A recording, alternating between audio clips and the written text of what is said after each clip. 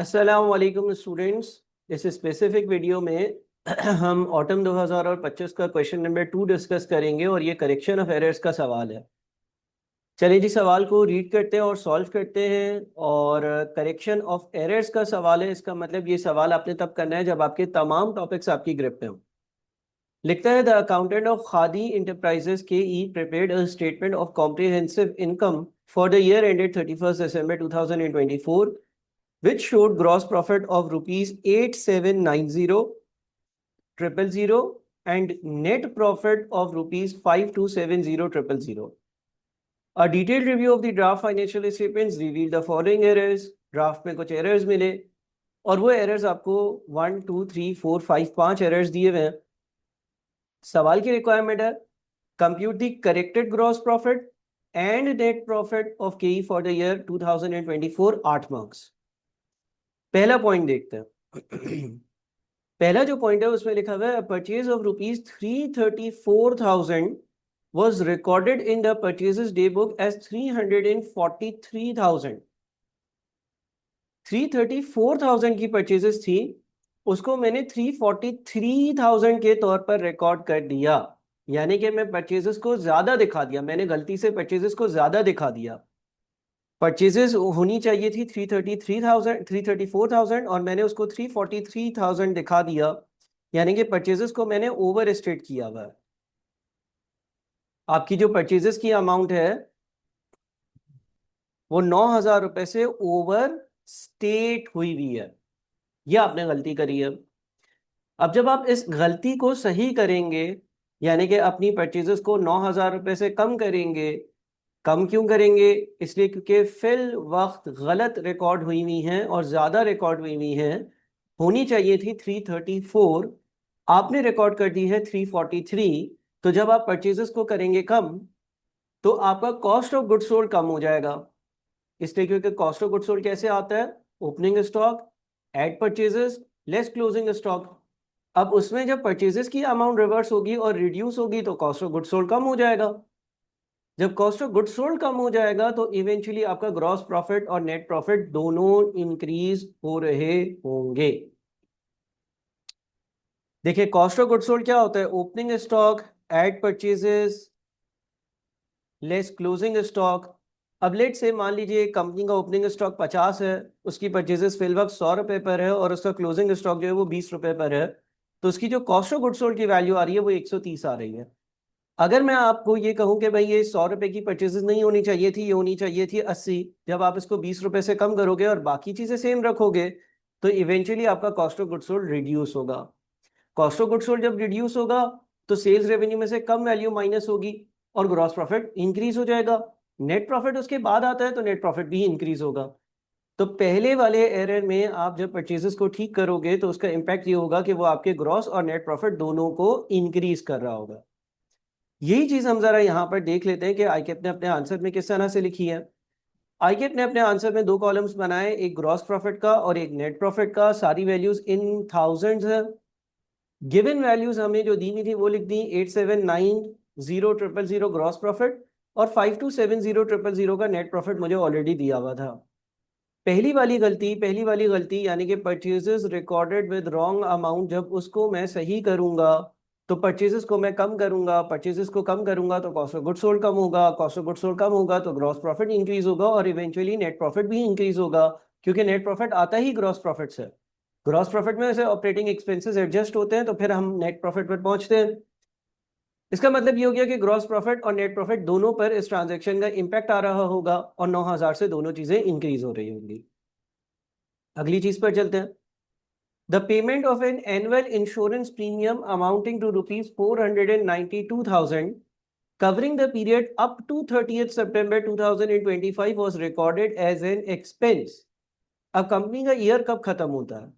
Company का year खत्म हो रहा है 31 दिसंबर 2024 वाले दिन। वो कहता है आपने इंश्योरेंस का प्रीमियम पे किया, 492,000 का पे किया और covering the period up to 30th September 2025। अच्छा, ये एनुअल प्रीमियम था यानी कि साल का था। 30 सितंबर 2025 तक का अमाउंट पे किया है, was recorded as an expense और ये तमाम अमाउंट एक्सपेंस में शामिल कर दिया। एक्रूअल्स एंड प्रीपेमेंट्स के कॉन्सेप्ट को अगर आप रिकॉल करेंगे तो ऐसा नहीं करना चाहिए था। उसूली तौर पर अगर मैंने अगले साल का प्रीमियम इस साल पे कर दिया है तो वो मेरे प्री पेमेंट्स में आना चाहिए था। अच्छा, अब इस प्रीमियम के दो हिस्से हैं। देखिए 30 सितंबर 2025 को ही खत्म हो रहा है, तो 1 अक्टूबर ये जो प्रीमियम का अमाउंट होगा 1 अक्टूबर 2024 से लेकर 30 सितंबर 2025 तक का होगा। ठीक है जी। इसमें से जो अक्टूबर, नवंबर एंड दिसंबर वाले महीने आते हैं वो एक अलग होने चाहिए, और जनवरी टू सितंबर वाले महीने अलग होने चाहिए। 3 महीने और 9 महीने में मुझे इसको ब्रेक करना चाहिए। मेरे पास टोटल अमाउंट कितना है? मैंने जो टोटल प्रीमियम पे किया वो 492,000 किया। सर अभी क्या डबल एंट्री पास हुई है? अभी जो डबल एंट्री पास हुई है वो हुई है insurance expense debit, insurance expense debit 492,000 और बैंक अकाउंट क्रेडिट 492,000।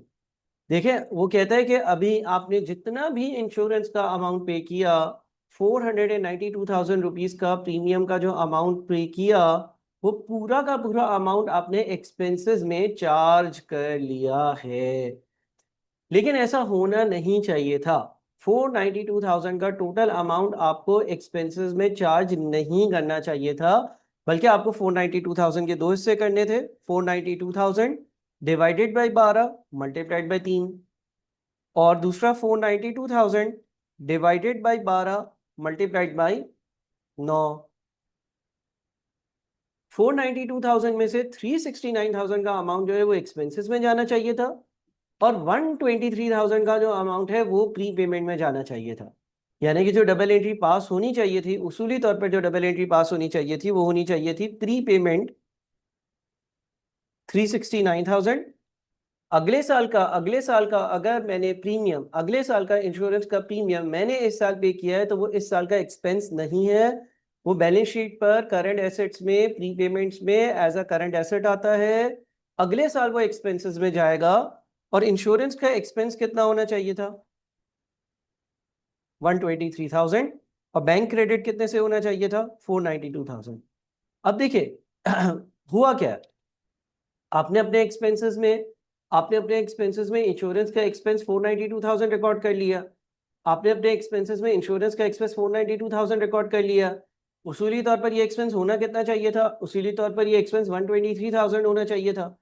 तो इसका मतलब ये हो गया, कि 492,000 माइनस 123,000, 369,000 का रिवर्सल होगा। देखिए ये इनकरेक्ट एंट्री है, गौर से सुनिएगा। ये हमारी इनकरेक्ट एंट्री है, ये गलत एंट्री है जो आपने पास कर दी है, इनकरेक्ट एंट्री। और ये करेक्ट एंट्री है जो पास होनी चाहिए थी, ये करेक्ट एंट्री है जो पास होनी चाहिए थी।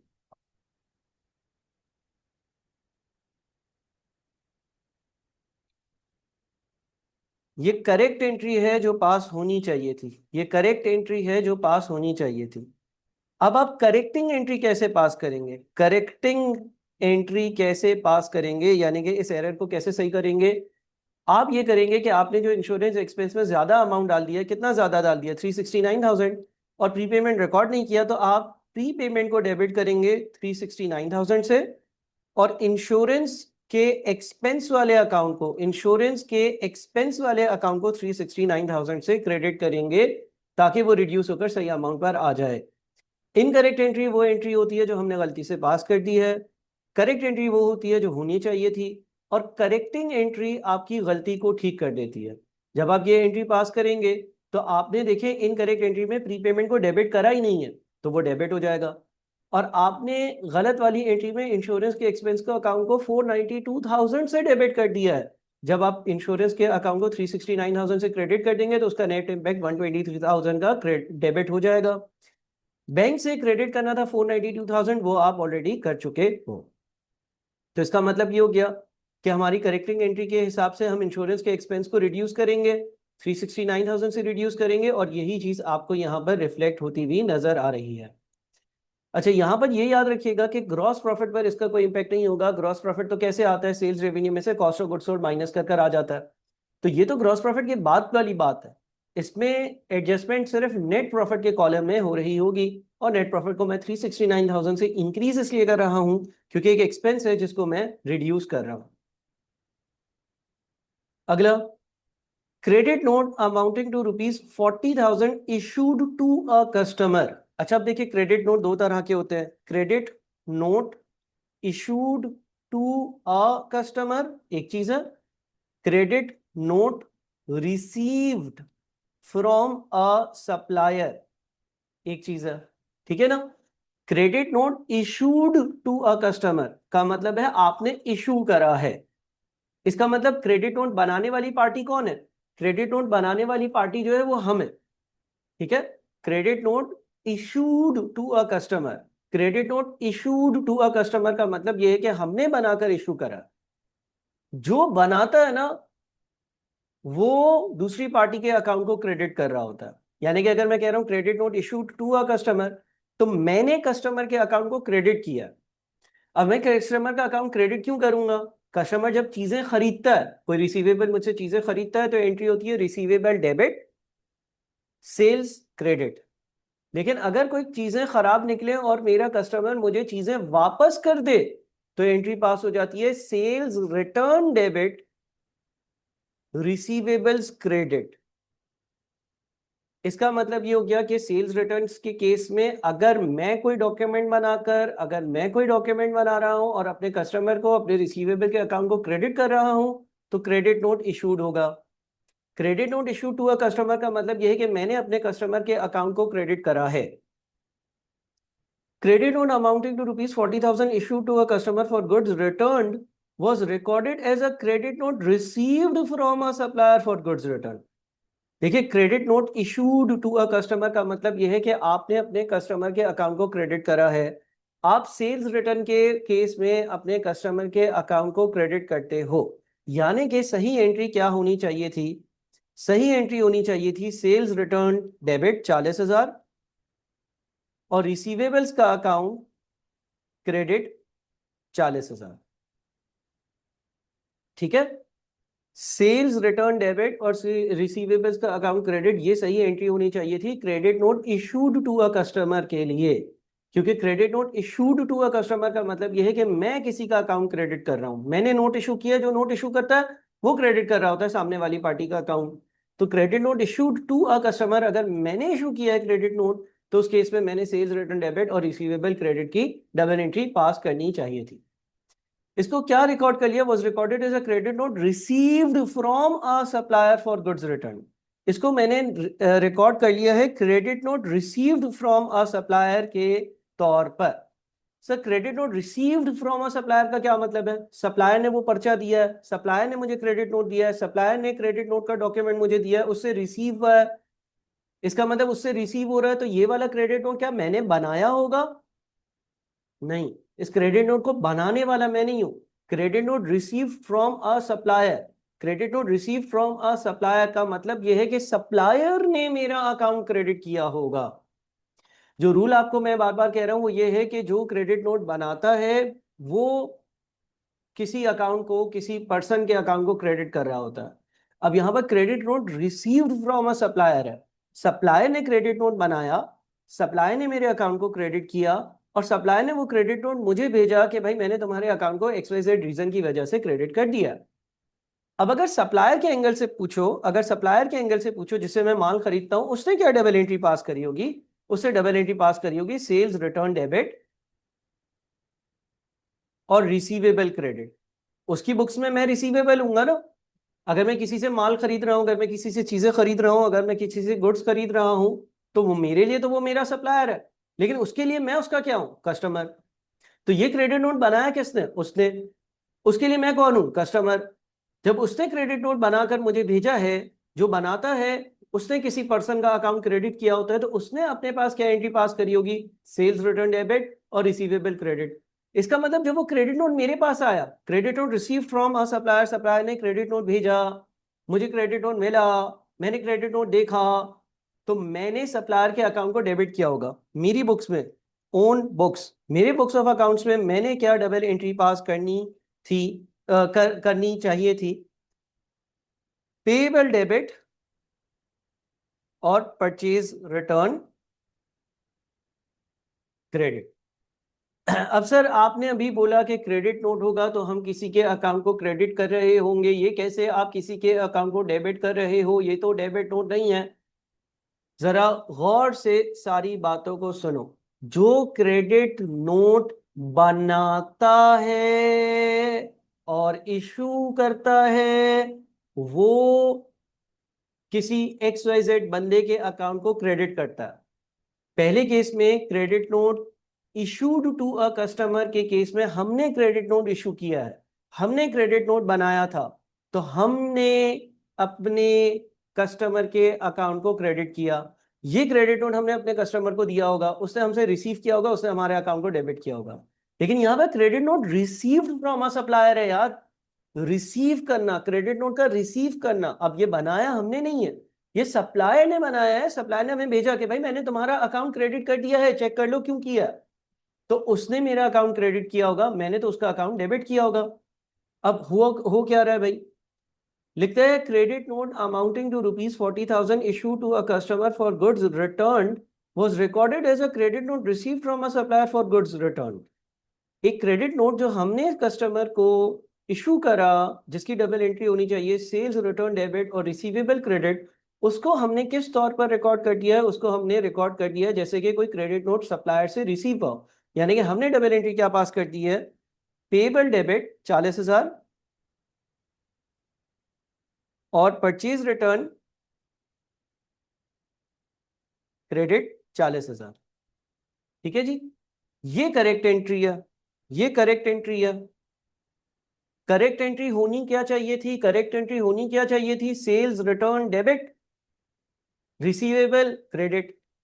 Incorrect entry, incorrect entry pass क्या कर दी है? इनकरेक्ट एंट्री रिकॉर्ड क्या कर दी है? इनकरेक्ट एंट्री बना क्या दी है? Payable debit, purchase return credit. अब करेक्टिंग एंट्री इसको सही कैसे करें? करेक्टिंग एंट्री इस एरर को सही कैसे करें? सही ऐसे करेंगे कि पहले तो आपने बिला फजूल में पेएबल को डेबिट, बिला फजूल में परचेज रिटर्न को क्रेडिट किया, इसको रिवर्स करें। यानी कि आप परचेज रिटर्न को डेबिट करें और पेएबल को क्रेडिट करें। दूसरा, आपने सेल्स रिटर्न को और रिसीवेबल को रिकॉर्ड ही नहीं किया, तो आप सेल्स रिटर्न को रिकॉर्ड करें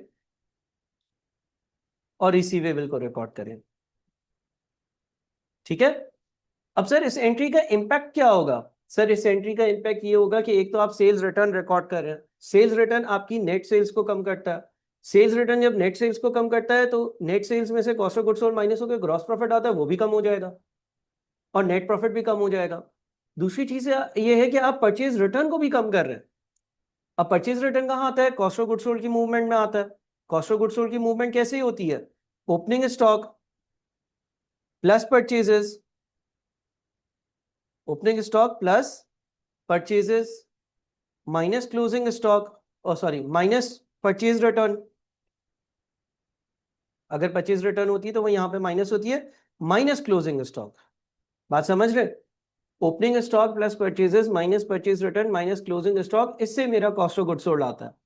अब जब परचेज रिटर्न कम हो जाएगा, जब परचेज रिटर्न कम हो जाएगा, इसकी भी यूं एग्जांपल कर लेते हैं कि लेट से आपके पास एक ओपनिंग स्टॉक है, उसके बाद परचेजेस है, उसके बाद परचेज रिटर्न है, उसके बाद क्लोजिंग स्टॉक है। लेट से आपके पास ओपनिंग स्टॉक 100 था, परचेजेस 120 थी, परचेज रिटर्न जो है वो 20 की थी और क्लोजिंग स्टॉक 30 का था, तो कॉस्ट ऑफ गुड्स सोल्ड कितना आया? 170 आया। अब अगर मैं अपने परचेज रिटर्न को ठीक करूं, मैंने परचेज रिटर्न रिकॉर्ड कर दिया था लेकिन उसूली तौर पर परचेज रिटर्न बनता ही नहीं था, परचेज रिटर्न था ही नहीं, परचेज रिटर्न एग्जिस्ट ही नहीं करता था। तो अगर मैं अपने परचेज रिटर्न को ठीक कर दूं, लेट से ये था ही नहीं और बाकी सारी चीजें वैसे ही थी, तो मेरे कॉस्ट ऑफ गुड्स सोल्ड पर क्या इंपैक्ट आएगा? मेरा cost of goods sold increase हो जाएगा। Cost of goods sold increase होने का मतलब कि ग्रॉस प्रॉफिट और नेट प्रॉफिट दोनों कम हो जाएंगे। तो अब इन एंट्रीज का इंपैक्ट ये होगा कि 40 80 हजार रुपए से करेक्शंस होंगी। देख लेते कैसे हो रही है। सबसे पहले तो credit note to customer not recorded, credit note जो कस्टमर वाला था वो हमने रिकॉर्ड ही नहीं किया। जब हम वो रिकॉर्ड करेंगे सेल्स, नेट सेल्स कम हो जाएंगी, नेट सेल्स कम होंगी तो ग्रॉस प्रॉफिट और नेट प्रॉफिट दोनों कम होगा। ये इस चीज के लिए है। उसके बाद एक credit note from supplier wrongly recorded यानी कि जो सप्लायर ने हमें क्रेडिट नोट दिया था, दिया ही नहीं था, वो हमने गलती से रिकॉर्ड किया हुआ था, गलत एंट्री पास करी हुई थी, उसको सही किया तो परचेज रिटर्न को कम किया, परचेज रिटर्न को कम करते हैं तो cost of goods sold increase होता है, cost of goods sold increase होता है तो ग्रॉस प्रॉफिट और नेट प्रॉफिट दोनों कम हो जाते हैं। ये बात यहां पर हो रही है। आगे चलते हैं जी। अगला हमारे पास क्या है भाई?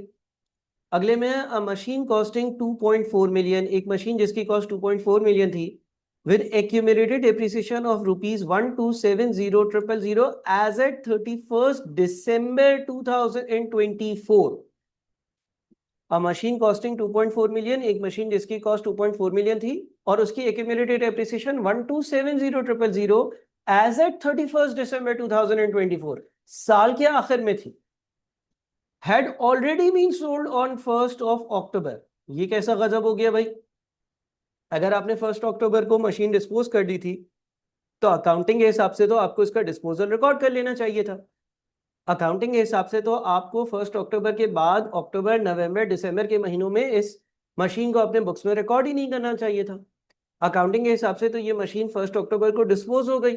अकाउंटिंग के हिसाब से तो 1 अक्टूबर को ये मशीन आपको अपनी बुक से निकाल देनी चाहिए थी, तो आपने वो निकाली नहीं।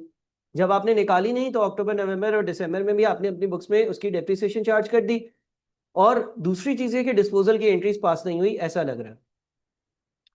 The sales proceeds of 1.4 million were credited to the gain on disposal account। माशाल्लाह, यानी कि जब हम डिस्पोजल करते हैं तो डिस्पोजल की एक पूरी चेन होती है एंट्रीज की। डिस्पोजल अकाउंट डेबिट होता है, कॉस्ट का अकाउंट क्रेडिट होता है, एक्यूमुलेटेड डेप्रिसिएशन का अकाउंट डेबिट होता है, डिस्पोजल का अकाउंट क्रेडिट होता है, बैंक का अकाउंट डेबिट होता है, डिस्पोजल अकाउंट क्रेडिट होता है।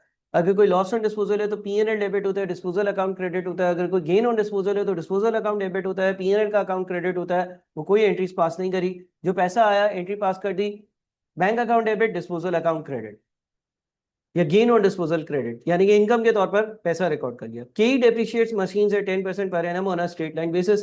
कंपनी 10% स्ट्रेट लाइन बेसिस पर डेप्रिसिएशन चार्ज करती है। तो देख लेते हैं कि जी इस एरर को कैसे सही करेंगे। पहले इस एरर को एक दो बार रीड कर ले। डेप्रिसिएशन के जो चैप्टर है उससे लिंक ये एरर है, थोड़ी सी इसकी वर्किंग यहाँ पर मैं नीचे करता हूँ, यहाँ पर मेरे पास जगह है। चले जी, सबसे पहले तो देखें आपके पास मशीन की जो कॉस्ट है ना वो 240000 है। एग्री? अच्छा, 10% का डेप्रिसिएशन का रेट है, 10% के डेप्रिसिएशन के रेट के हिसाब से ये पूरे साल की डेप्रिसिएशन हुई। ठीक है जी, 2.4 मिलियन इंटू 10% पूरे साल की हो गई डेप्रिसिएशन। अब यहां पर पहली जो गलती हुई है, मैंने 1 अक्टूबर को इसका डिस्पोजल ही रिकॉर्ड नहीं किया। जब डिस्पोजल रिकॉर्ड नहीं किया तो साल के एंड में जब डेप्रिसिएशन कैलकुलेट करने बैठा तो इस स्पेसिफिक एसेट पे भी पूरे साल की डेप्रिसिएशन लगा दी। लगानी कितनी थी? अक्टूबर तक की। लगा कब तक की थी? 31 दिसंबर तक की। तो मेरा डेप्रिसिएशन एक्सपेंस ओवर स्टेटेड है।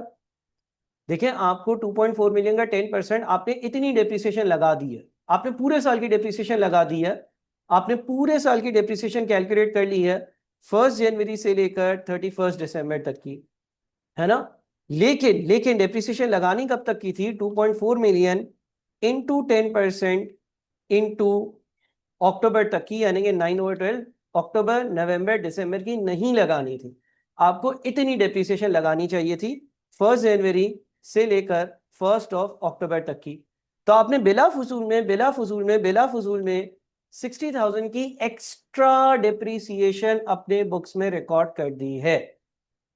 यानी कि in other words depreciation expense debit, accumulated depreciation credit की इस मशीन की डेप्रिसिएशन की एंट्री आपने पास कर दी है इतने अमाउंट से।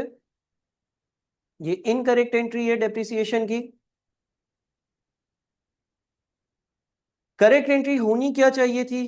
करेक्ट एंट्री होनी चाहिए थी depreciation expense debit accumulated depreciation credit 180,000 से।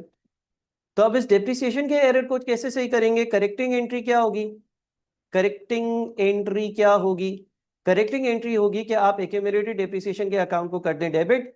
इन दोनों के डिफरेंस से आपने जितने ज्यादा से क्रेडिट कर दिया था और डेप्रिसिएशन एक्सपेंस के अकाउंट को कर दें क्रेडिट।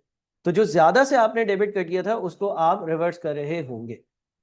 जब डेप्रिसिएशन एक्सपेंस के अकाउंट को रिड्यूस करेंगे, कम करेंगे, करेक्ट वैल्यू पे लेकर आएंगे, 2.4 पर रिकॉर्ड कर दिया है, 1.8 पर होना, 180,000 होना चाहिए थे, रिवर्सल करेंगे तो उसकी वजह से डेप्रिसिएशन एक्सपेंस कम होगा और ये वाली एंट्री का ये इम्पैक्ट होगा कि वो आपके नेट प्रॉफिट को बढ़ाएगा, ग्रॉस प्रॉफिट को नहीं बढ़ाएगा, क्योंकि ग्रॉस प्रॉफिट के बाद ऑपरेटिंग एक्सपेंसेस आते हैं और नेट प्रॉफिट की तरफ हम जा रहे होते हैं। इसके बाद दूसरी चीज गेन या लॉस ऑन डिस्पोजल कैलकुलेट करते हैं।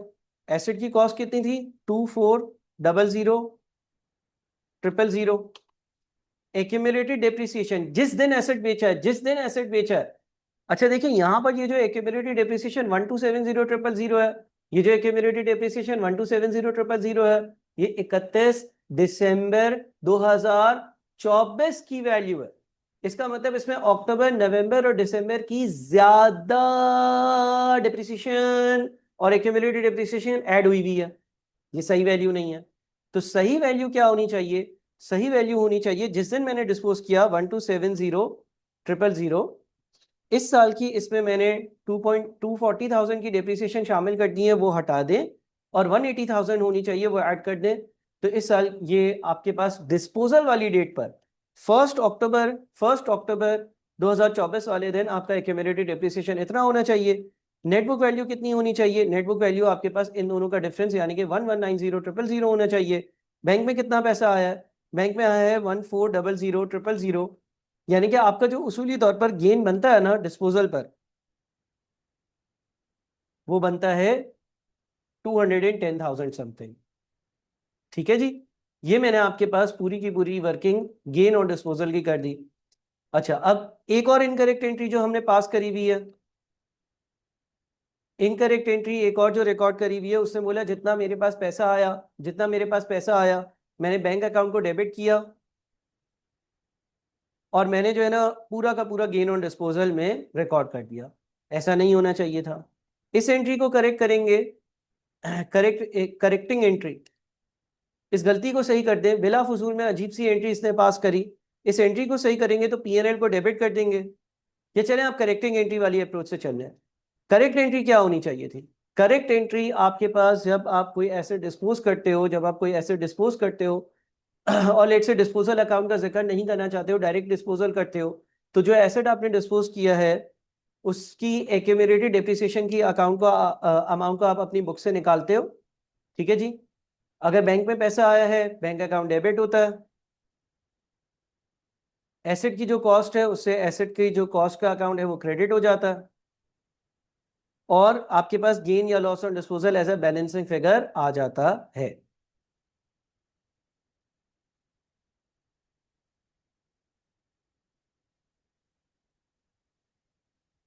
ठीक है जी, करेक्टिंग एंट्री क्या होगी? करेक्टिंग एंट्री क्या होगी? करेक्टिंग एंट्री कुछ ऐसी होगी कि आपने एक्यूमुलेटेड डेप्रिसिएशन के अकाउंट को डेबिट करना था, वो आपने करा ही नहीं है इनकरेक्ट एंट्री में। अच्छा बैंक अकाउंट को डेबिट करना था 1.4 मिलियन से, बैंक अकाउंट को 1.4 मिलियन से डेबिट करा। कॉस्ट के अकाउंट को क्रेडिट करना था, कॉस्ट का अकाउंट क्रेडिट करा ही नहीं है, वो करेंगे। और गेन के अकाउंट को 1.4 मिलियन से क्रेडिट कर दिया है, हालांकि 2,10,000 से क्रेडिट करना था। तो इसका मतलब ये हो गया कि गेन का अकाउंट आपने ज्यादा से क्रेडिट कर दिया था, रिकॉर्ड कर दिया था, उसको रिवर्स करेंगे 1190000। ठीक है जी, यानी कि आपके पास एक्यूमुलेटेड डेप्रिसिएशन का अकाउंट डेबिट होगा, बैंक का अकाउंट डेबिट करना था वो हमने करा है, कॉस्ट का अकाउंट क्रेडिट करना था। अच्छा ये दोनों आपके पास ठीक है जी, तो आपने गेन ज्यादा बुक कर लिया है, जितना आपने गेन ज्यादा बुक कर लिया है उस गेन को हम रिवर्स कर रहे होंगे। अच्छा अब यहां पर ये किस तरह से रिकॉर्ड हुआ है? इन्होंने क्या किया है, इन्होंने ये किया है कि भाई पूरा का पूरा जो गलत गेन है वो रिवर्स किया, और पूरा का पूरा सही गेन जो है वो रिकॉर्ड कर लिया। आप चाहें तो आप ऐसे कर ले, अदरवाइज आप इसको नेट इम्पैक्ट ले सकते हैं। देखिए अगर मैं इसको -1400 और +210 का इम्पैक्ट लूँ तो नेट इम्पैक्ट क्या आता है? 1190 आता है, वही आता है जो मेरे पास यहाँ पर आ रहा है। ठीक है जी, ये थोड़ा सा एक मेरे ख्याल में कॉम्प्लेक्स एरिया था। बहरहाल इसके वीडियो को अगर 2 बार देखेंगे तो चीज़ें समझ में आ जाएंगी, कोई मसला नहीं होगा अगर आपके पास डेप्रिसिएशन के चैप्टर पर ग्रिप है। आखिरी क्या है? आखिरी है recovery of ₹200,000 against previously written off trade receivable was erroneously, यानी कि गलती से credited to the trade receivables account. कभी आपने पास में कहीं बैड डेट जो है वो रिकॉर्ड किया था, उस बैड डेट ने आपको पैसे दे दिए, जब उससे पैसे दे दिए एंट्री पास होती है bank account debit bad debt recovery का अकाउंट क्रेडिट। आपने गलती से क्या किया, आपने बैंक अकाउंट डेबिट और रिसीवेबल्स का अकाउंट क्रेडिट कर दिया। As per KE's policy, a general provision of 5% on the year-end trade receivables balance has been recorded as doubtful receivables. However, trade receivables includes a balance of 370,000 on which a specific provision of 45% should have been made. Should have been made यानी कि बनानी चाहिए थी। ठीक है जी।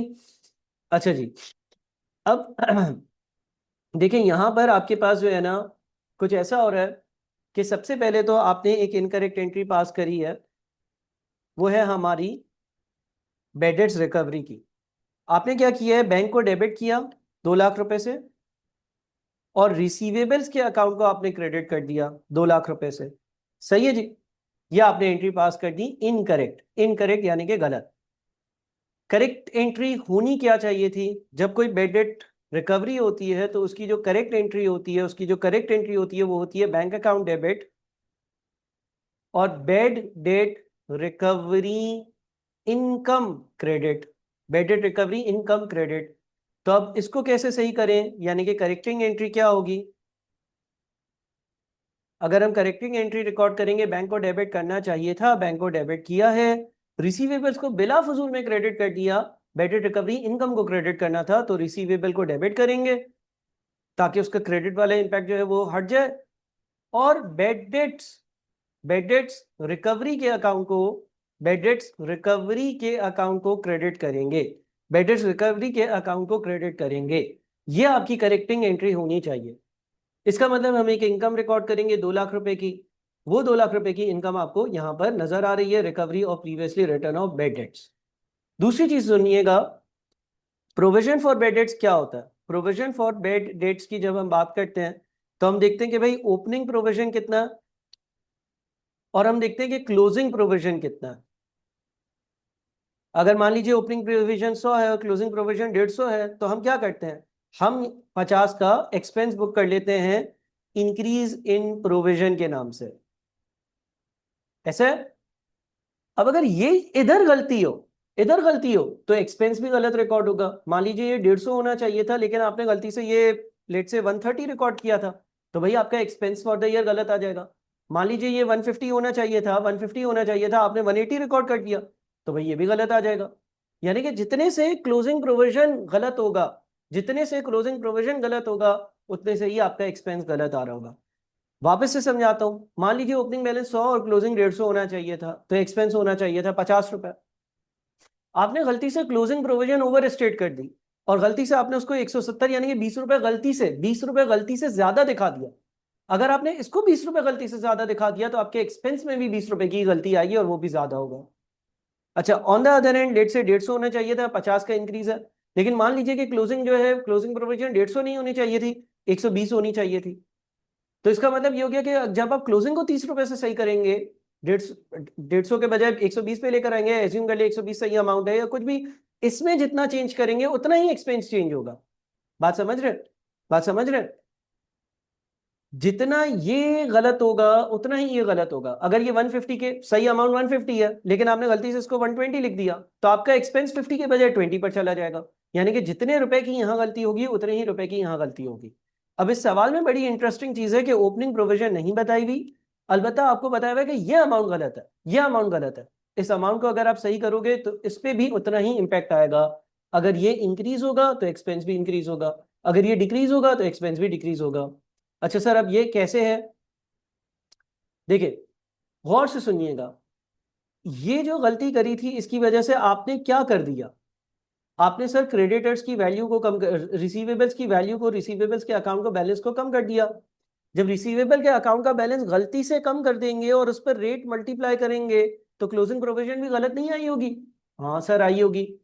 देखिए ना, इसको यूं समझे कि लेट से आपके पास ओपनिंग प्रोविजन, आपके पास ओपनिंग प्रोविजन जो है लेट से मान लीजिए 100 है, ठीक है जी, और 10% का प्रोविजन का रेट है, और लेट से आपके पास जो रिसीवेबल्स का बैलेंस था ना वो 15,000 था, तो 15,000 का 10% कितना बनता है सर, 15,000 का 10%, 15,000 का 10%, 15,000 का 10% जो है ना वो 1500 करने चले, 1500 का 10% जो है वो 150 बनता है। यानी कि मेरे पास एक्सपेंसेस में जाना चाहिए 50। अब मान लीजिए मैंने यहां पर गलती करी है, गौर से सुने, रिसीवेबल्स का जो 1500 का बैलेंस है इसको गलती से 1300 दिखाया हुआ है, 200 से अंडर स्टेट किया हुआ।